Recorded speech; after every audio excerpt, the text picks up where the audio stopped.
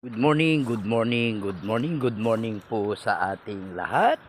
Ako po ang inyong abang lingkod, Joselito Perez Garcia, na nag-uulat direkta dito sa Sitio Mabagliw, Barangay Tibagan, Tarlac City. Ayan po.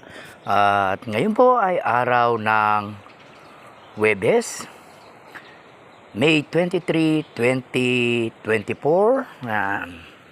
Ang oras po ay alas 7:30 ng umaga. Ayan. Ayan po, nakikita ninyo na ang nakabukas pong intake gate papunta sa Conveyance Canal tuloy sa main canal patungo po sa mga laterals ay isang gate lamang po. 40 centimeters po ang nakabukas. Yan. Ayan po. At sobra pong basura ang pumunta dito. Ayan.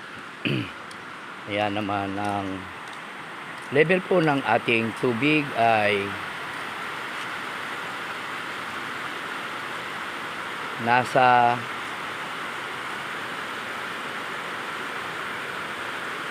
ang level po ng ating tubig ay nasa 4.5 meters. Ayan. Andyan po tayo sa spilling level o yung overflow niya. Ayan, nakikita ninyo. At wala pong nangyaring ulan dito sa atin sa baba. At maaari pong umulan ng malakas dyan sa tri-boundaries.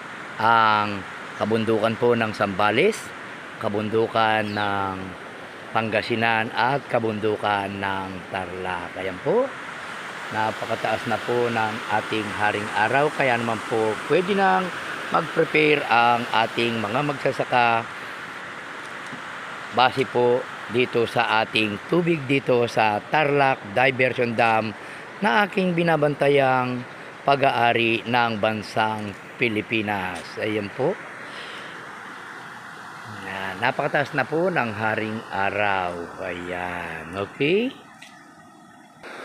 Ayan po, pakita ko po sa inyo dito sa harap. Yan. Oh, makita po ninyo ang ating Tarlac Diversion Dam. Ayan. Overflow na po siya.